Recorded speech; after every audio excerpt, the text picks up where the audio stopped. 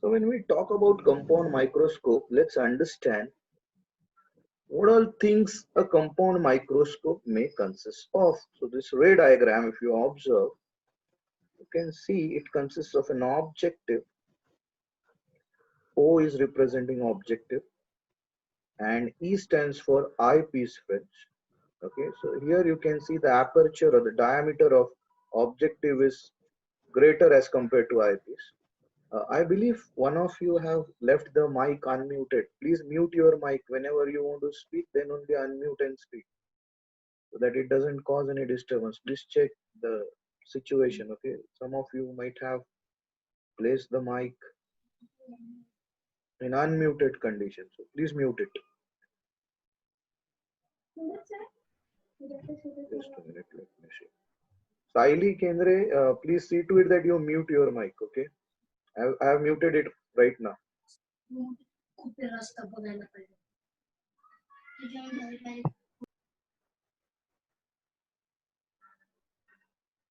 Okay, fine. Now here in this case, you can see objective will have a lesser diameter or aperture, whereas the eyepiece will have comparatively greater diameter. Now U stands for the object distance and say H is the height of that object. Now three rays coming out of these object, one moves parallel and after refraction it will move down like this, and then one goes undeviated through optical center and they two meet and they form an image of height H dash over here. Now where the image is formed would be the focal length of eyepiece. You can see the focal length of eyepiece adjusted on that image. Now this image acts as an object for eyepiece, and then this eyepiece will, create an image of greater height, say H double dash over here. So this is how a small heighted object is being magnified to the height A dash, A double dash, B double dash, so far as the microscope is concerned, friends. The important thing to be noted over here is, the eyepiece and eye, they are very close to each other because you want to view through eyepiece. Therefore, eyepiece and the eye lens, they are to be considered as, very near to each other. And therefore, the distance where this higher, magnified image is being formed, A double dash, B double dash, should be at distance of distinct vision, which is represented by capital D. Now we all know what distance of distinct vision is, 25 centimeters from our eye, right? So that gives the image in front of our eye in such a manner that the eye is not strained, friends. Please make a note of this ray diagram before we start discussing compound microscope in greater details and we start deriving things for it. Once you are done with it, please let me know so that we move forward.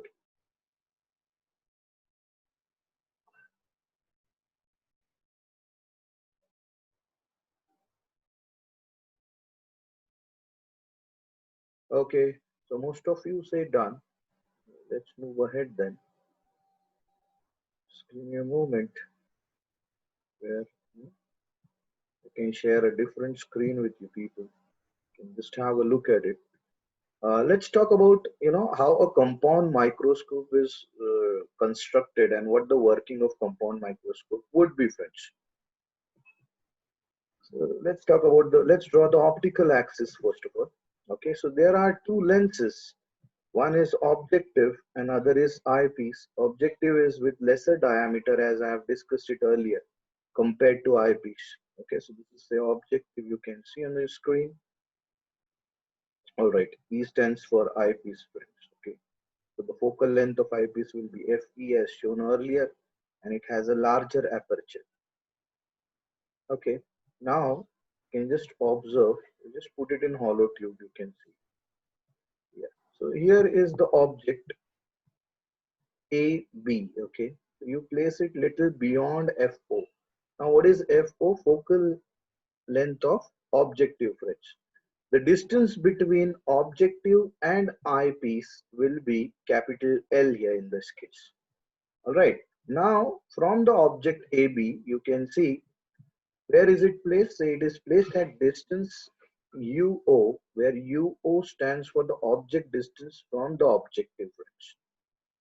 Okay, now what happens to this object? What type of image is formed? Let's have a look at it. The first ray. So from the object, try to understand the animation. You can see the first ray goes undeviated, and the second ray moves parallel to the principal axis or optical axis. And then after refraction, it will move to the focus on the other side, and they both meet at, say, this particular point where the image is being formed, A dash B dash or A1 B1, you can see. And obviously VO stands for the image distance of this image so far as the objective lens is concerned. Now this image A dash or A1 B1 will act as an object for the eyepiece bench. Now what type of image is this? If you observe, it's an inverted image.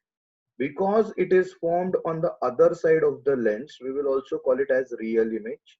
And obviously when you look at the height of A1 B1 as compared to AB, A1 B1 is greater, therefore you can say the image is magnified. Now the important thing to know out of this is this A1 B1 will act, as an object for the eyepiece bench. Okay, so let's see how the ray diagram takes a turn here. Let's go ahead. Okay, so FE stands for the focal length of eyepiece. Okay, so here you can see this will act as the object, and this object will create further magnified image A2 B2 at distance VE. VE is the final image, you can say, this image distance, and then a magnified image is being formed with respect to I. So in the previous diagram, this was shown to you that this distance from eye should be basically the least distance of distinct vision. Why? Because we are going to see through eyepiece with our eye, and our eye should not get strained while viewing the image. So that's why this distance finally can then be equated to the distance of distinct vision that was represented by capital D in the previous ray diagram, if you all recall and remember. All right, friends, so this is something which I wanted to tell you regarding compound microscope.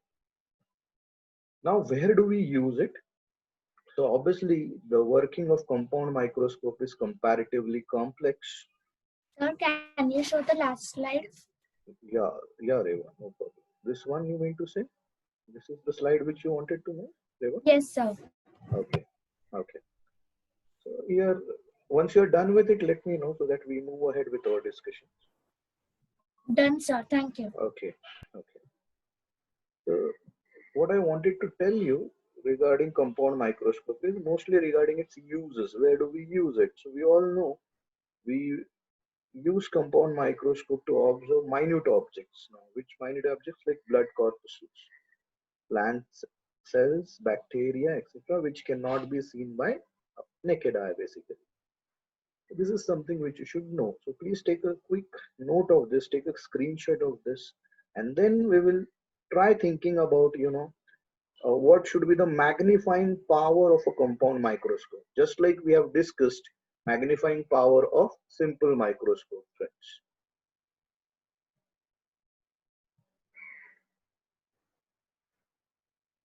Once you are done with it, let me know. Yeah, so most of you say done.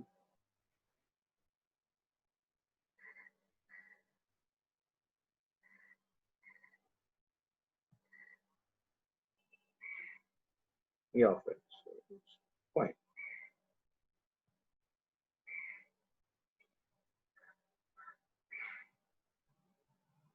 So let's move ahead then. Let's talk about the magnification or magnifying power of a compound microscope. Now, this is a derivation which you should focus on, concentrate high on this. Okay. So, how we define magnifying power of a compound microscope? So, if we talk about the definition, it's the ratio of angle subtended at eye by the final image to the angle subtended at unaided eye by the object at DDV. DDV stands for distance of distinct vision, which is 25 centimeters obviously. Now this definition has to be understood with simplicity now. Okay, let's understand this.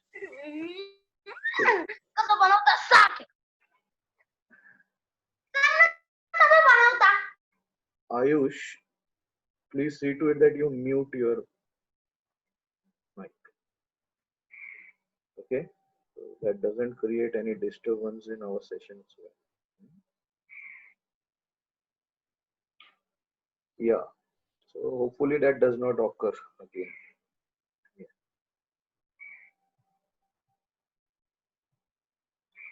Okay, Ayush, no problem.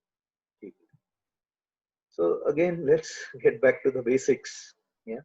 Magnifying power of compound microscope, very critical derivation, friends. One has to be very alert in understanding this. Okay, is defined as the ratio of angle subtended at eye by the final image to the angle subtended at unaided eye by the object at DDV. DDV stands for distance of distinct vision. Now, when I'm saying unaided eye, that means you are not looking from microscope. At that time, whatever that angle would be subtended, we are talking about that angle. Okay, so let's understand it in simplified manner, you can say. So here we are considering an object which is at a distance of distinct vision D from the eye and can be seen directly. Can be seen directly means with unaided eye, you can see. Let's move ahead. I'll show you in form of a diagram over here. Say for example, this is the object I'm talking about, AB. And obviously if I view this object without compound microscope, then this object will subtend some angle with respect to my eye. If that object is kept at distance of distinct vision D and the angle subtended is alpha. So this alpha we are talking about. Okay, so we will talk about this alpha first. Before I move ahead further, please tell me once you are done with it. Before I move ahead, please make a note of this. Okay, this is what I mean by saying the angle subtended at eye by the final image to angle subtended at unaided eye by the object at DDV, distance of distinct vision. Okay, so most of you say done. Let's move ahead then. Okay, we are defining, we are trying to put an equation for magnifying power of a compound microscope, friends. So let's move ahead then. So we have got one angle over here. Let's see how we work it out. Okay, friends. Yeah. So according to sign conventions, again you look at this. Okay, sign conventions we are following. Tan alpha. Now you talk about this angle again. Tan alpha will be opposite side upon adjacent side. But then when you are measuring opposite side, you are measuring this above principal axis, therefore positive. But when you are measuring this D, you are measuring it on the negative x-axis, and therefore it will be negative. So you can see tan alpha will be AB by D so far as the magnitude is concerned.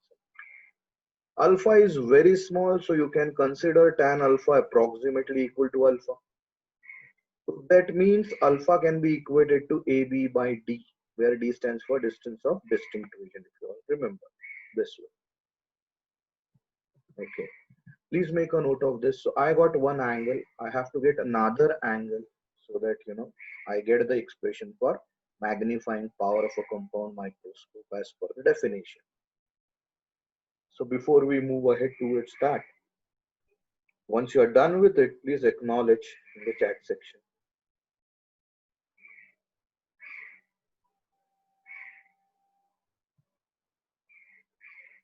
Yeah, so most of you say done. So let's move ahead then. Now this was the angle measured with unaided eye. Now the same eye would be looking through the eyepiece and let's see what changes it makes. Now suppose that the same object is placed at distance u0 from the objective of a compound microscope and seen through the eyepiece. That's what I mean. Okay.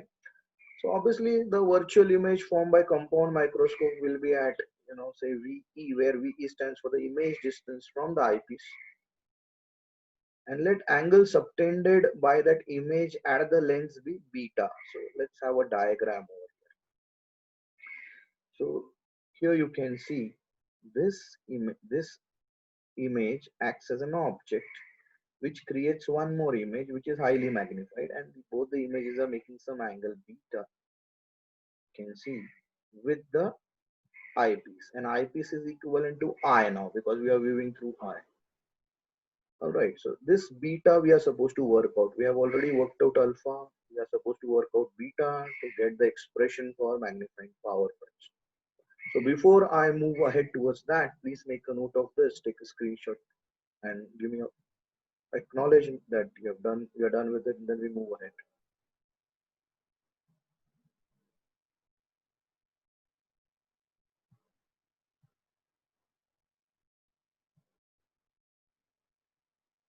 Yeah, so most of you say done. Let's move ahead then, friends. We'll move ahead, friends. Okay, fine.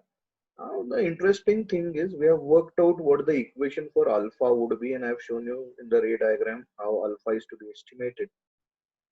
The important thing here, we want to apply trigonometry and we want to work out beta. Okay, so let's move ahead and let's see how beta can be worked out. So tan beta then can be given as a1 b1 upon u e, you can see. So beta is again small, very small. So tan beta is approximated to beta. So obviously beta then will be a1 b1 upon ue. So let these equations be very clear to us. Now eye is very close to the eyepiece. Therefore beta can also be regarded as the angle subtended at eye only, because eyepiece and eye will be one and the same. When you are viewing through the eyepiece, the eye can be equivalent to the eyepiece in that case. So hopefully things are pretty clear till here. So how we define magnifying power then in that case? Just give me a moment, there's some doubt being raised. Okay, fine. So magnifying power of compound microscope will be obviously in terms of beta and alpha. And how do you define it? Okay, let's understand it. So magnifying power MP is equal to beta upon alpha. So these ratio of these two angles we were talking about in our definition. So we are going to put the values for beta and alpha, and ultimately we will try to simplify these things. Okay, so before we simplify the equation to get the expression, final expression for magnifying power, please make a note of this and then we move ahead. And acknowledge once you're done with it.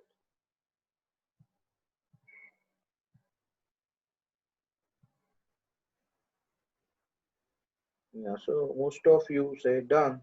So let's try to simplify it further, friends. Okay. Here, if you observe this, a1 b1 upon ue can be then represented in this manner: a1 b1 upon ab multiplied by d upon ue. Now, ab is the object, height of the object. A1 b1 is the height of image. ue is the object distance for eyepiece. D is the distance of distinct vision as per our concept. So for objective lens, you can see A1 B1 upon AB is nothing but size of image to size of object. So can I say then this can be equivalent to the distance of image to distance of object as per the similarity of triangles if you observe the ray diagrams. And then this can be equivalent to the distance image to object, distance of image to distance of object. So that is V naught to U naught, where V naught stands for image distance so far as the objective is concerned, U naught stands for the object distance so far as the objective is concerned. So in general, this represents the linear magnification produced by objective. And say ME will stand for magnifying power of eyepiece in this case. So now what I mean to say is, from this entire stuff, A1 B1 upon AB can be represented as V naught upon U naught, which is nothing but the linear magnification of objective. So let's move ahead.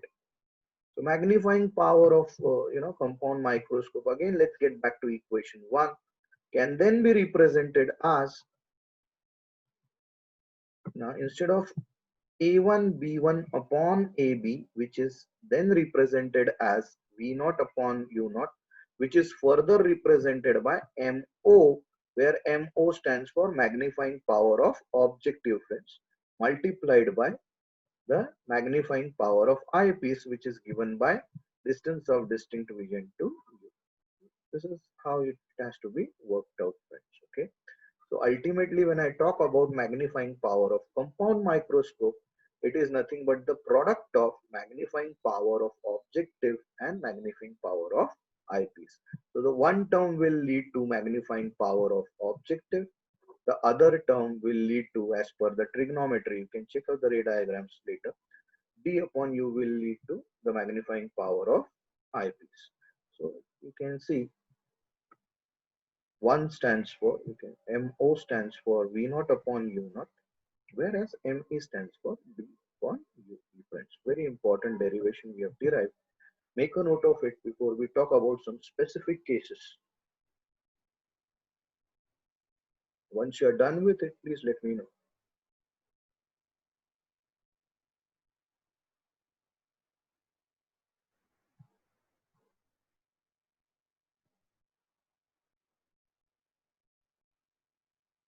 Yeah, most of you say done. So let's move ahead then. Yeah, great. Right. So let's have a discussion over here. We will use the Cartesian sign conventions. We know distances what D represents, distance of distinct vision. UE is the object distance from the objective. UE are negative while VO is positive. Now why the distances are negative as per sign conventions? Because we are measuring the distances from the optical center against the direction of the ray, basically. That means towards negative x-axis. Whereas V naught would be positive because it is measured towards, in the direction of the ray of light.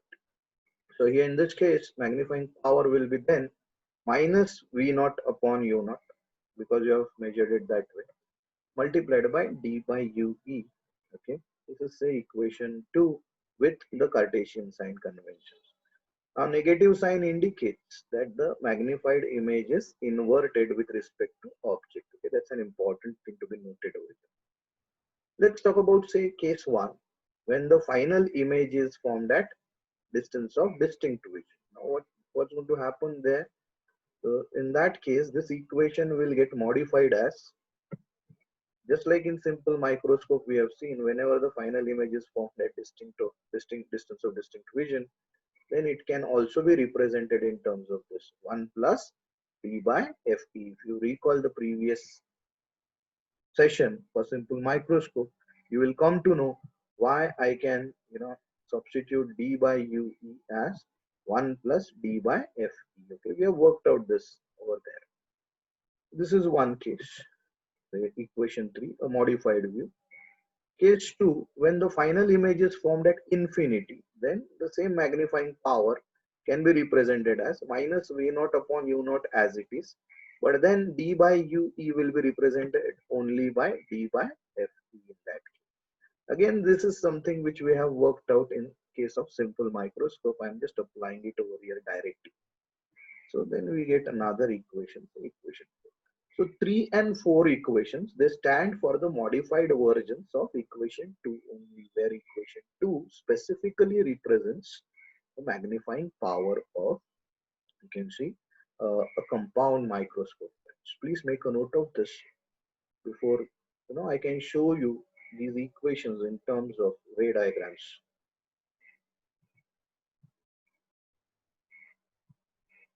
Yeah. So most of you say done. So let's move ahead then. Just give me a moment. Yeah, just a minute. Now what I said was equation 2 is the equation which represents the magnifying power of a compound microscope, and case 1 deals with when the final image is at distance of distinct vision. The formula gets modified as equation 3. If the image is formed at infinity, the formula gets modified as equation 4. So the same thing can be represented in terms of ray diagram, friends. Just a minute, which I will show you here. Just share a slide with you people. Yeah, the same diagram I'm talking about for two different cases. So here we know the magnifying power of compound microscope given by MO into M, where MO stands for magnifying power of objective multiplied by magnifying power of eyepiece, and this was the thing. Okay, here only there the terminologies were different. Here we are talking in terms of L and F naught. Okay, now you can see this formula. If it is at infinity, this entire bracket will get converted as 1 plus 3 upon Ft. Other way around. Okay, the second formula will come into existence. So please make a note of this also. So that we finalize today's session so far as compound microscope is concerned.